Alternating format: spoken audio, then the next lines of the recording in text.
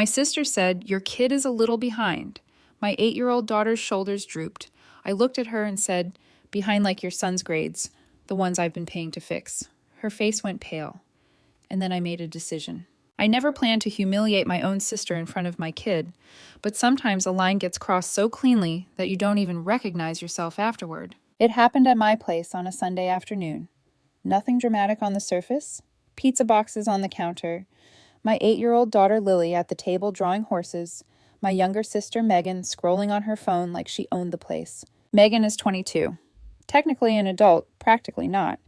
I've been paying her rent for the last 6 months because she lost another job and our mom begged me to help her get back on her feet. We were talking about school. I asked Lily how her math test went. She shrugged and said it was hard, but she tried.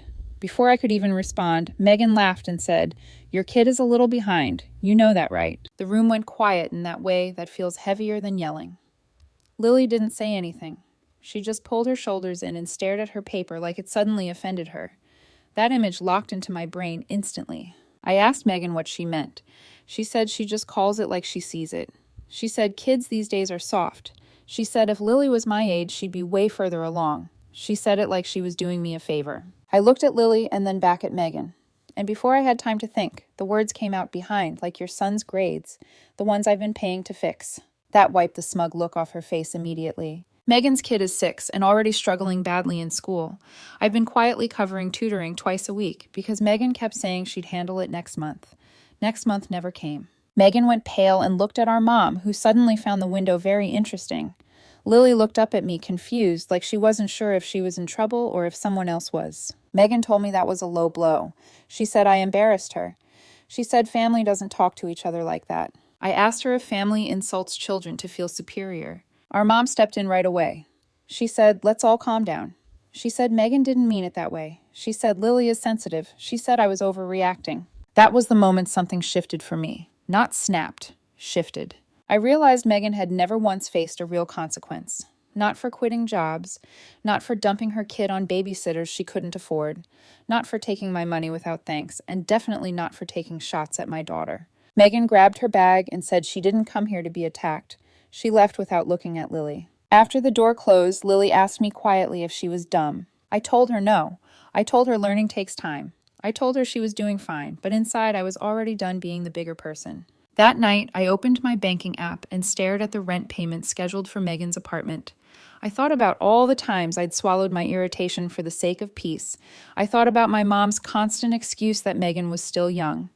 And I made a decision that scared me a little. I didn't warn anyone. No speech, no dramatic announcement. I just canceled the rent payment and went to bed. The next morning, my phone blew up before 8. Megan called 6 times. Texts stacked up underneath. "Is this a mistake? My landlord says rent didn't go through." Larissa answered me. "Mom is freaking out." I took Lily to school first. She held my hand longer than usual before getting out of the car. I told her to have a good day and meant it like it mattered. When I finally called Megan back, she answered on the first ring. She said there had to be an error. She said I promised. She said her landlord doesn't care about family drama. I told her it wasn't an error. I told her I wasn't paying her rent anymore. She went quiet for a second, then said, "Are you serious right now like it was a joke?" I said it wasn't a joke. I said she insulted my kid and doubled down. I said she never apologized. I said I was done funding her life while she tore down an 8-year-old to feel smart. She said I was punishing her son. She said I was cruel. She said I'd regret this. An hour later, my mom called. She didn't yell. That was worse. She asked me why I was doing this. She said Megan is struggling. She said family helps family. She said Lily will forget what was said. I asked her why Megan never forgets to ask for money, but always forgets to be kind. Mom said I was being stubborn. She said I was tearing the family apart. She said Megan is young and still learning. That word stuck with me. I told her, maybe it's time she learned something real. By the afternoon, Megan showed up at my house without asking. She stood on the porch like she expected to be let in just because she existed. I opened the door and she walked right past me already mid-rant. She said I embarrassed her. She said Lily needs thicker skin. She said she thinks she's better than her because she has her life together. I told her to lower her voice. Lily was in the next room. Megan laughed and said, "See, this is what I mean. You're raising her to be fragile." That was the moment I knew this wasn't about one comment. This was about who Megan had been for years. The entitlement. The cruelty dressed up as honesty. I told Megan she wasn't welcome in my house until she could apologize to Lily. A real apology. Not sorry you felt that way, not sorry if it hurt, an actual apology. She said she wouldn't apologize to a child, so I told her she could leave. She stood there for a second like she thought I was bluffing. Then she grabbed her bag and said, "Fine. Don't come crying to me when Mom takes my side." That night, my mom sent me a long message about keeping the peace, about how Megan was crying about how I was being too harsh. I didn't respond. Instead, I helped Lily with her homework. We laughed when she got a problem wrong and tried again. Before bed, she asked if Aunt Megan was mad at her. I told her none of this was her fault. But I knew something bigger had started, and it wasn't going to stop just because my family wanted everything quiet again. The surprise didn't come from Megan losing her temper. I expected that. It came from how deeply she tied my name to her life without telling me. 3 days after I stopped the rent payment, I got an email from her landlord.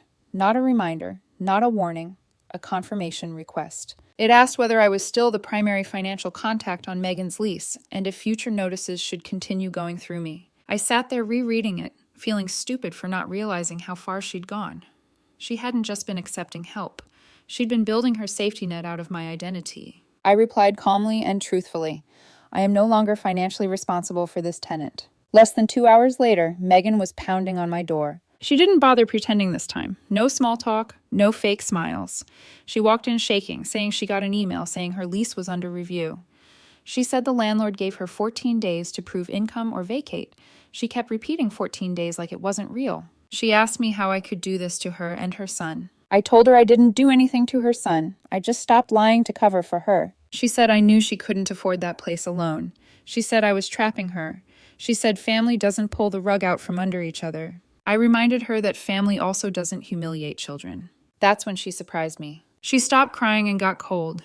She said maybe Lily actually is slow. She said maybe you just can't handle the truth. She said you coddle her and that's why she'll never catch up. She said all of that knowing Lily was in the house. I told her to leave immediately. No discussion, no warnings. She stood there for a second, staring at me like she was recalculating who I was.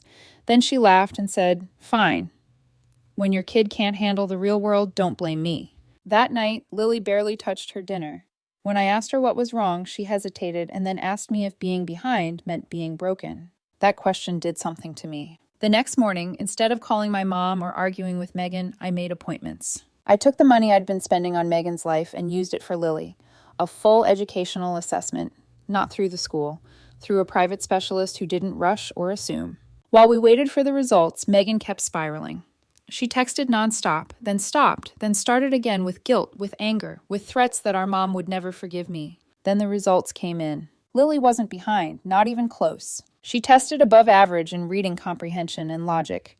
The only issue noted was disengagement due to lack of challenge. The specialist said she was coasting because the work didn't stimulate her. I sat in my car afterward and cried. Not because I thought Lily needed to be brilliant, but because she had been shrinking herself quietly while an adult tore her down for sport. I printed the report, I highlighted the conclusions, and then I sent it to Megan. No commentary, no insults, just proof. Hours passed. Nothing. That evening, my mom called and told me Megan asked to move back home. Mom said she couldn't handle Megan's attitude anymore. She said Megan blamed me for everything but refused to explain what actually happened. Then my cousin messaged me. Then other people started asking what really went on. Apparently Megan had been telling everyone I cut her off over a joke, that I chose my pride over family, that Lily cried over nothing. For the first time, I didn't rush to protect her reputation. I answered honestly, calmly, with facts. And that's when Megan realized something too late. Her story only worked when I stayed silent. It didn't blow up the way Megan always claimed things did. No screaming matches, no dramatic ultimatums. She came apart slowly, and that somehow made it worse for her. The first sign was my mom changing how she spoke to me. She stopped calling to tell me I was being unfair. She started calling to ask what actually happened. What exactly did Megan say to Lily? How long had I really been paying Megan's rent? Why had a landlord called asking whether Megan had stable income? Apparently, Megan tried to get ahead of the situation by telling everyone she was being forced out because I snapped and cut her off out of spite. But she couldn't keep her details straight. One version had her paying rent herself. Another had me promising forever. Another blamed a clerical error. The more she talked, the messier it got. About 10 days later, Megan lost the apartment. Not in some dramatic eviction scene like she later described.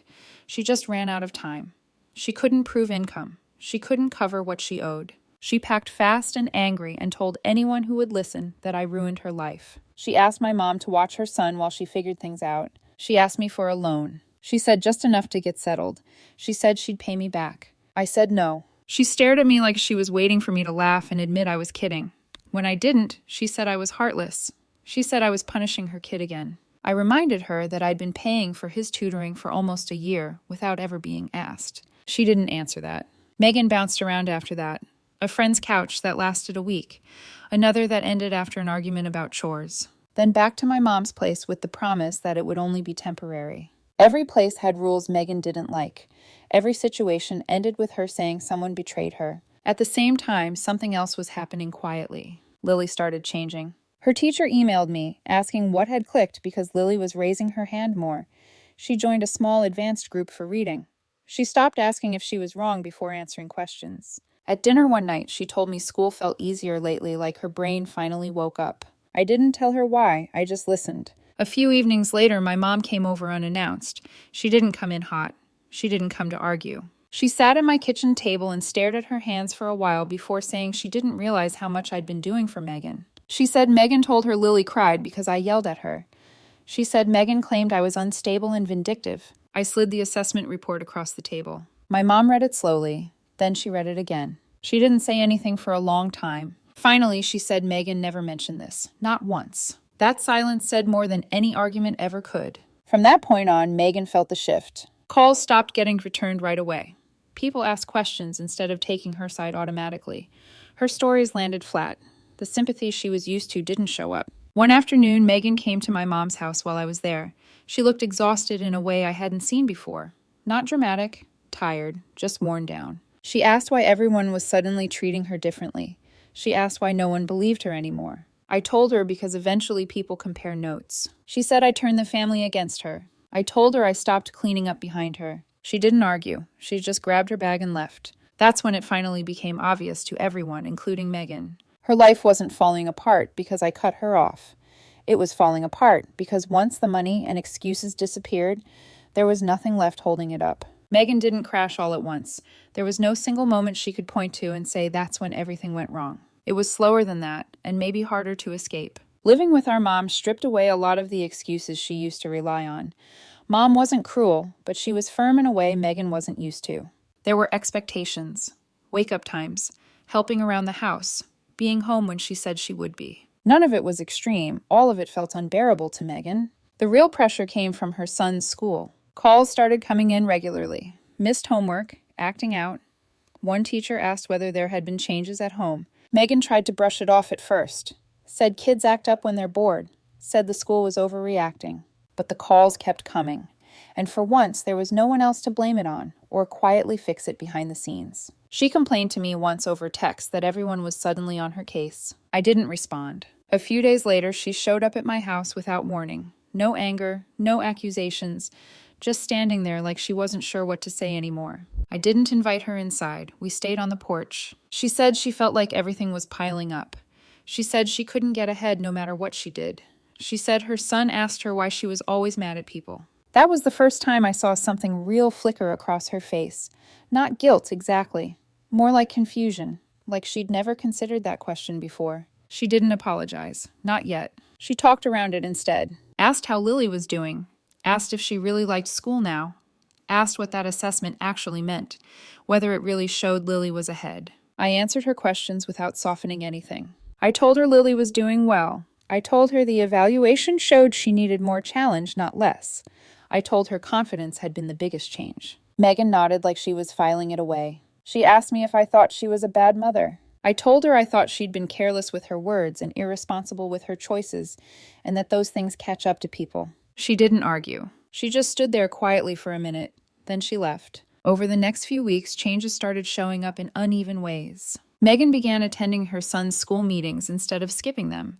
She took a part-time job and stopped quitting after the first bad day. She complained, but she still went back the next shift. She still slipped sometimes.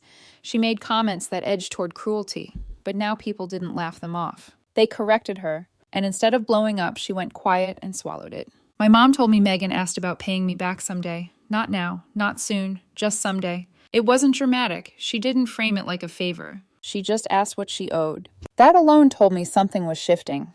Then Lily asked me a question that stopped me cold. She asked if Aunt Megan hated her. I told her no.